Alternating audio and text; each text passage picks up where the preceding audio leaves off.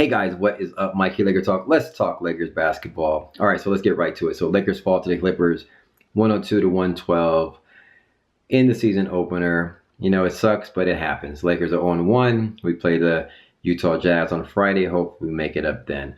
But to sum it all up, the Clippers outplayed us. I mean, the game started off crazy energy early. It looked like the Lakers wanted it. They got the momentum. Things slowed down a little bit, and then Kawhi Leonard just kind of like went crazy, got them back into the game. Lou Williams went crazy, was almost unstoppable the second quarter, and the third quarter, and or the first half, that is. They went up by 8 halftime. Eventually, kind of made a little run. Third quarter went up by 16, and we played hero ball. Danny Green pulling a Klay Thompson, and basically single-handedly got us back into this game, hitting multiple threes. I don't know. He ended up with like 6 3-pointers, 7 3-pointers, something like that. I don't know how many of those he hit in the third quarter, but we ended up coming back. I think we even went up by 2 at one point, but seemed to not be able to get out of our own way. Like kept tripping over our own feet, it seemed. Like anything that could happen, any defensive mishap that could happen, happened. And they would end up hitting it, you know, Jermichael Green or something like that would be open and hit a 3-pointer, or Lou Williams would get fouled or whatnot, or Kawhi Leonard would do something. They just seem to step ahead of us, you know. And there's so many. To be honest with you, as good as they looked, like Kawhi Leonard and Lou Williams basically outplayed our guys. I mean, LeBron James and AD ending up with only 11 points in the second half. As crazy as it is, there's so many things bad that we did in this game that if we just cleaned up a few things, we could have beat them. But they were missing Paul George, so they obviously look like a team to beat. They look like if they play this way, they are one of the best. They are probably the best team in the NBA and the team to beat for the finals this year. So there's a lot of things we got to clean up, and if things stay this way, definitely some trades that we have to make midway to be able to compete with them by the end of the season. Though it's early, it did look like some of the rotation and some of the folks that we had, some of these lineups that we put on the floor seemed to not be gelling well. And yes, it's early. Clippers look like they were just a step ahead. Like, even though a lot of their guys are new, it seemed like they've been playing together for a long period of time, which they have. Patrick Beverley, Lou Williams, Montrez seem to be just a step ahead of our guys. So yeah, that pretty much sums it up. But when you look at our team, some of the things that I think we have to change. I don't like LeBron James running the point guard. Charles Barkley summed it up. It looked like basically it was very slow. It was just LeBron James and Anthony Davis basically taking turns. And when you take turns, Anthony Davis, 8 for 21, 9 of his points, ended up with 25 points. 9 of his points came at the line. Took a lot of shots, settled for a lot of shots, posted up at the 3-point line pretty much 90% of the time. He wasn't on the block when he was posting up. And the Clippers were like playing him one-on-one with Patrick Patterson, basically kind of saying, that's a low percentage shot if you are going to take a fadeaway. And if he did get closer to the rim, you could double teams, you know, collapsing on him.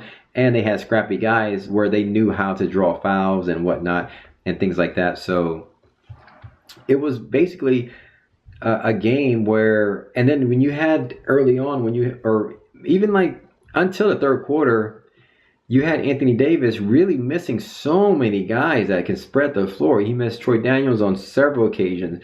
It was like you weren't trusting your teammates. Where on the flip side, you had Lou Williams running point, just killing us with the pick and roll and things like that, and trusting his teammates, dishing off to Montrez and dishing off to other folks. And so you just had a combination, a mismatch of one offense that was flowing, that was team oriented, the ball movement seemed to be on a high level. You had our on our side, everything's slowing down. Even when it dished into Anthony Davis, it was basically everyone clears out in one-on-one. And that didn't seem to be the right way to play, especially against this team. And we saw AD do this a few times, even in the preseason, to a couple games, but it seemed to carry over this game, and it just doesn't seem to work. It's, if he settles for a low percentage fadeaway shot, the other team, in this case, the Clippers, were willing to take that chance. And once he missed, there was nobody. They had 5 guys there to rebound the ball. There was no second chance for us.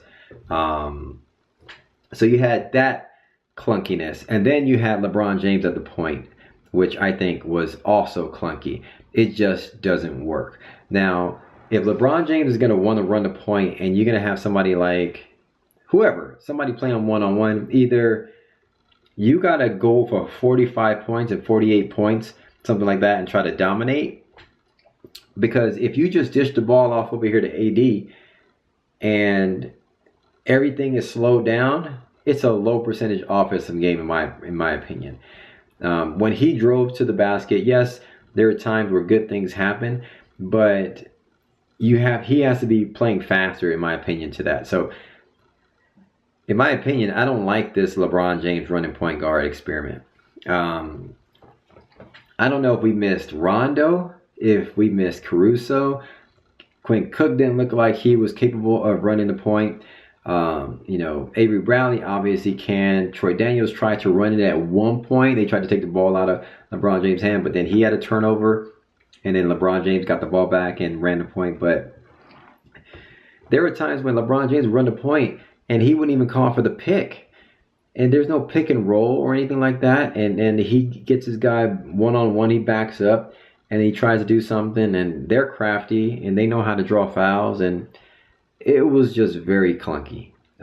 So in my opinion, I would move LeBron James off the ball and have him kind of either come off a screen and things like that, like a pin down, and kind of get the ball in motion and maybe do something that way. I don't like him.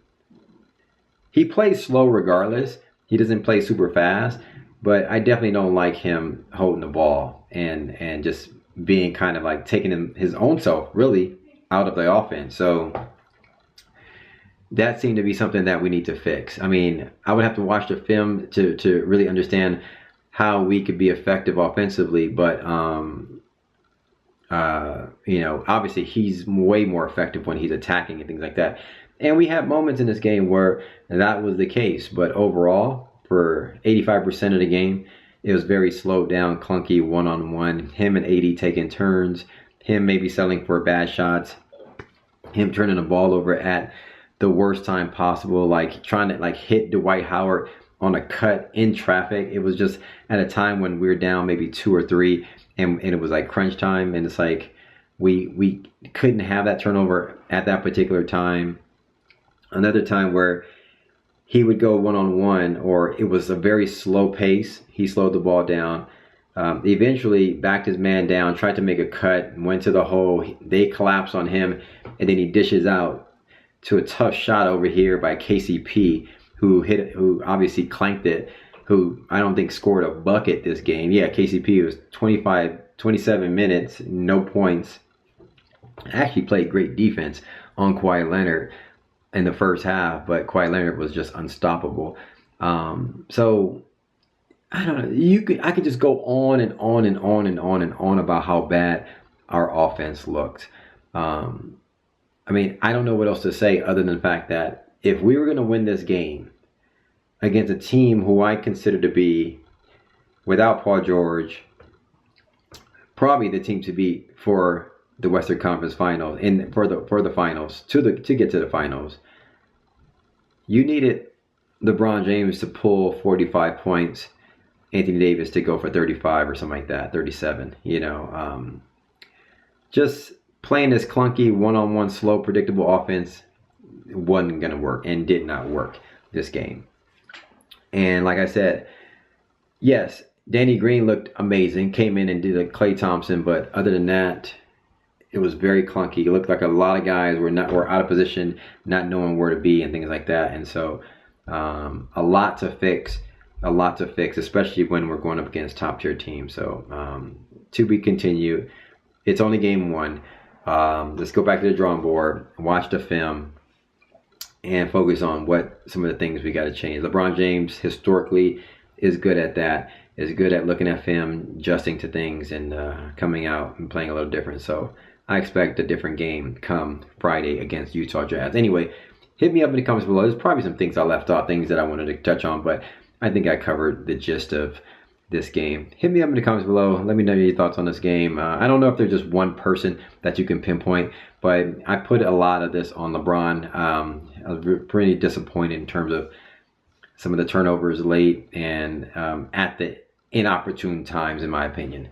Some of these turnovers and the whole play at the point guard position.